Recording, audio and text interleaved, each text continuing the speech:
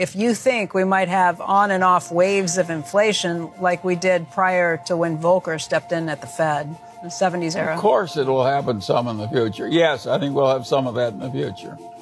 And I think more inflation over the next 100 years is inevitable, given the nature of democratic politics. As we're all very much aware at this point, in 2023, the economy faces some very big challenges, and the US looks to be staring down the barrel of a decent-sized recession. Inflation is up, causing interest rates to rise, savings rates are low, and the boom times are now over. And while I personally have never really seen a big recession in my adult lifetime, one man that has seen many is Berkshire Hathaway Vice Chairman Charlie Munger. He's lived through the COVID panic, the 2008 financial crisis, the dot-com bubble, the oil crises of the 70s and early 80s, the 4 recessions during the 50s and 60s, and heck, he might have been a kid, but he was even alive during the Great Depression. Suffice to say, Charlie has a lot of experience with investing during recessions. So in this video, let's have a look at everything he said recently on the topic at the Daily Journal shareholders meeting, and also a couple of bits of sage investing advice we can follow as value investors at times like right now. But first, let's hear what Charlie thinks of the current high interest rate environment that's been brought on by the Fed's efforts to control inflation. Given the increasing rate environment, what are the ramifications of moving away from a close to zero interest rate policy? So what do you do now that the interest rate environment is changing? Well, there's no question about the fact that as interest rates have gone up, it's hostile to stock prices. They should go up. We couldn't have kept them forever at zero. And I just think it's just one more damn thing to adapt to in investment life, is that there are headwinds and there are tailwinds. And one of the headwinds is inflation. And I think more inflation over the next 100 years is inevitable, given the nature of politics in a democracy. So I think we'll have more inflation. That's one of the reasons the Daily Journal owns common stocks instead of government bonds. This is very typical Charlie Munger. If you watch interviews with Charlie going back in time, one thing you'll notice is that as soon as the conversation hits macroeconomics, that being interest rates, inflation, currency, etc., his answer is always that you kind of just have to roll with it. He never has a strong opinion on what's going to happen next or what the Fed should do or anything like that. And the reason for that is because what happens with inflation and what the Fed has to do in terms of interest rates is just totally unpredictable. You think about it this way, the Fed, who literally have their hands on the interest rate lever, can't even predict where inflation and interest rates will be in 3 or 6 months from now. They try and forecast, but they're basically always wrong. Remember, it wasn't long ago that Jerome Powell was literally holding back interest rate hikes because he thought that inflation was totally transitory. Remember that? So for Charlie, instead of trying to make some sort of short-term prediction and then make investment decisions based on that hypothesis, he prefers to just carry on as per normal and simply treat the macro as a tide that is sometimes with you and sometimes against. Charlie, Al Pitton writes in from Chicago and wants to know if you think we might have on and off waves of inflation like we did prior to when Volcker stepped in at the Fed. The 70s era. Of course it will happen some in the future. Yes, I think we'll have some of that in the future. Do you think we'll have it immediately, right now, with what Jay Powell's dealing with? I think I'm pretty good at long-run expectations, but I don't think I'm good at short-term wobbles. I don't have the faintest idea what's going to happen short-term. And that clip really cements his viewpoint. Charlie is the first to put his hand up and say that in the short term, he doesn't have the faintest idea of what's going to happen. But as he does say in the clip, one thing he is very good at is long-run expectations. Not what will happen across the next year, but what is likely to occur across 10 or 20 years. And that's, of course, a major tenet of his investment strategy, focusing on the long term. He's made his money not by playing around with short-term bets, but by holding high-quality businesses like Berkshire Hathaway or Costco for then ultra-long time periods. Did you start out having to work at delayed gratification, or is that just how you were born? No, I learned this trick early. And, you know, they've done that experiment with the 2 marshmallows with little kids. Yeah. How long can you sit? 2 marshmallows if you wait. The little kids who are good at diverting the marshmallows are also the people that succeed in life. It's kind of sad that so much is inborn, so to speak. But you can learn it to some extent, too, so. I'm going to go home and test that out on my kids, see who does well. I was very lucky. I just naturally took to deferred gratification very early in life. And Of course, it's helped me ever since. This is hands down one of the most useful hacks that always gets value investors ahead, and it's extremely important to investing success during recessions. Delay your gratification. Extend your investing time horizon, because there's no doubt recessions are painful times for stocks. As Charlie said, when interest rates are rising, of course it's hostile to stock prices. So what you really need to do is change your mindset from trying to make money now to instead trying to make investments now to make money in 10 years' time. It would be nice if we could just make money reliably and immediately, but unfortunately that's just not how the stock market works, especially in recessions. So definitely be that kid that doesn't eat the marshmallow and instead waits for two. If you genuinely have that ability, then really investing during a downturn or a recession is a hell of a lot simpler. But with that said, let's hear another key philosophy for investing well during times like this. What quality has helped you the most in life? Well, that's easy. Rationality. If you're just not crazy, you have a big advantage over 95% of the people, because most people have all kinds of crazy patches.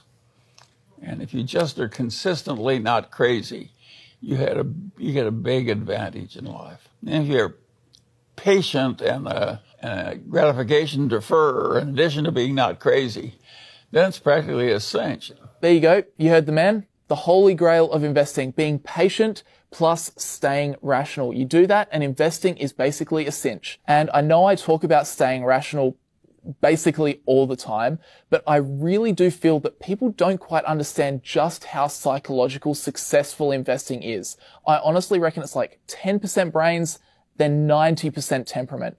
Really, the ability to think for yourself and make your own decisions from objective evidence as opposed to making decisions based on what the media is saying is a huge advantage, especially during recession times where most of the media is naturally biased towards fear and uncertainty. So I'm definitely with Charlie on this one. Delayed gratification plus rational thinking is the way, in my opinion. Is it harder with success, age, wealth to hold on to rationality? I think it's always hard, but you get better at it if you get good at it young and keep practicing. But it's never easy. And I definitely agree with Charlie on this point. While we know that rationality and long-term thinking are keys to stock market riches, in practice, it is very hard to stay rational all the time, particularly when you see other people around you taking big risks on short-term gambles and then annoyingly those bets actually paying off. I know I've found that really annoying in the past with, say, the meme stocks. Because I was sitting here, right, making these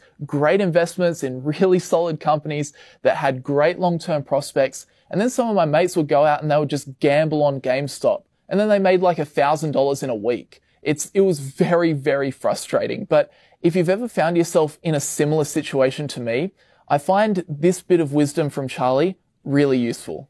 You climb as hard as you can by just advancing 1 inch at a time. That's the secret of life.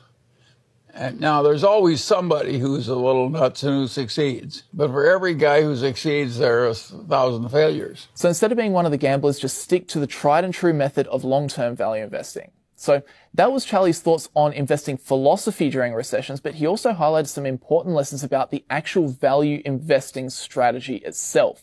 And this first clip is all about the harsh nature of capitalism. Some of the things that surprised me the most was how much dies. The business world is very much like the physical world, where all the animals die in the course of improving all the species so they can live in niches and so forth. All the animals die and eventually all the species die. That's the system. And when I was young, I didn't realize that same system applied to what happens in capitalism to all the businesses. They're all on their way to dying is the answer. Causes some remarkable deaths. Imagine having Kodak die. It was one of the great trademarks of the world. There was nobody that didn't use film. They dominated film. They knew more about the chemistry of film than anybody else on earth. And of course, the whole damn business went to zero. And look at Xerox was once owned the world. It's just nothing compared to what it once was. So practically everything dies. None of the eminence lasts forever. I think there are two things to take away from this clip. Firstly, it highlights the importance of having a durable economic advantage. This is the single most important characteristic to ensuring your company has a fighting hope of surviving for a very long time, or particularly during a recession. For example, Coca-Cola has been raising prices over the past year or so, while the average consumer has been hurting, and their profits have only gone up. So those businesses with strong moats are very attractive in times of economic recession. But the clip also teaches us that nothing is forever. Even companies with big moats will eventually die. You know, Apple will die one day. So will Google, and so will Tesla. As Charlie says, Kodak and Xerox rewind the clock, and nobody could have ever imagined those companies to die. Now where are they? And this serves as a reminder to really check in with the companies you own and scrutinize them. You know, really look over them. How have they held up during the past year? You know, if their revenues and profits have stayed consistent or they've risen, that is a great sign they've got some sort of advantage. But if their operating income has fallen a lot, that's probably a good sign that they don't have a strong enough moat to fight against the inevitable forces of capitalism. Guy Spiel was actually talking to me about this exact topic not too long ago. You know, what is amazing to me about the period of 2022 is these companies that I yearned to own, Brandon. I was just like, wow, I would just so love to own Roku. I'd so love to own Snowflake. They're so clearly such amazing businesses. And then suddenly I look at them again with a fresh set of eyes after the share prices have dropped so dramatically. And I kind of say, how on earth did the guy you were only 6 months ago want to own these things? And it's just a simple idea. Do you, in some sense, it's like, do you make an operating profit? At the end of the month, at the end of the year, do you have cash in the bank where you get to decide where to spend it? Or, you know, is your CFO wondering what to do with the excess cash? Or is your CFO wondering where to get the money to fund your operations and your plans? So just like how Guy went back and reevaluated Roku and Snowflake, it's a good time for us to do the same with our own portfolios. Highlight those businesses that simply can't deal with tough economic conditions, because holding great businesses always comes first. When you're evaluating a company for potential investment, what do you place the most emphasis on, the business or the management? And do you differ with Warren when it comes to what you place first? No, I don't. I think we're the same. I think we like the business great first. And then second, we want a great manager. But we have not made a huge success by investing on great managers who take over lousy businesses. That is not the way we rose. And can a great business be run by a lousy manager? The inverse? So, sometimes Coca-Cola was run for years by a man with very severe mental impairment. And the directors just assumed he was drunk and let him stay there year after year. Now, that's my idea of a wonderful business, that you can be mentally defective and run it pretty well. That was Coca-Cola in its heyday. Charlie has spoken about this many times in the past, but obviously holds true in any time period. The absolute most important thing is to ensure whatever you hold is fundamentally a good business. It has great economics. It has a great moat. It generates a lot of cash. It doesn't have too much debt. It doesn't rely on raising more money to survive. Because in those instances, if a recession hits, it'll still be all right. If it cops a bit of mismanagement, it'll be all right. If a factory blows up, it'll still be all right. The business itself has those characteristics that make it resilient, and that's what you really want to look for at times like right now. And another thing to remember is to stay honest. You know, if you had some speculative, Web3 company in your portfolio that is now hemorrhaging cash, don't let your brain trick you into believing all is fine. If I had to name one factor that dominates human bad decisions, it would be what I call denial. If the truth is unpleasant enough, their mind plays tricks on them and they think it isn't really happening.